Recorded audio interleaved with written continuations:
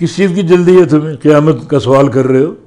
یوم ہم علی النار یفتنون، اس دن وہ جہنم میں جلائے جائیں گے اور گرم کیے جائیں گے. بڑا شوق ہے تمہیں قیامت کا؟ ذرا قیامت کے اپنے انجام کا تو سوچ لو. یوم ہم، اس دن وہ لوگ علی النار، آگ پر، یفتنون، جلائے جائیں گے. یفتن فتنہ سے ہے. فتنہ کا اصل معنی جلانا. یہ لفظ فتنہ تو ذہب سے لیا گیا ہے، سونے کو جلانا تاکہ اس کی کھوٹ دور ہو جائے. سونے کو آگ میں ڈالا جانا تاکہ جل کر اس کی کھوٹ الگ ہو جائے اور خالص ہونا الگ ہو جائے.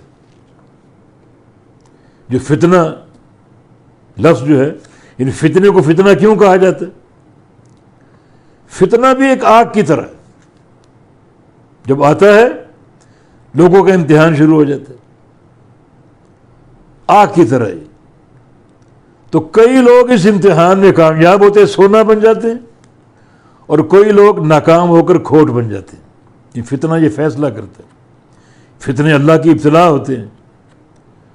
اس لیے فتنوں کا باب ضرور پڑھیں، علماء سے استفادہ کریں کہ فتنوں میں کیا کردار ہونا چاہیے. تو فتنہ کا اصل معنی جلایا جانا، سونے کو جلایا جانا تاکہ کھوٹ الگ ہو اور خالص ہونا الگ ہو جائے. تو اس قیامت کا تم پوچھ رہے ہو، بڑی تیاری کر کے بیٹھے ہوئے. سن لو، تم اپنے انجام کا کیوں نہیں سوچتے؟ اس دن یہ لوگ آگ پر جلائے جائیں گے.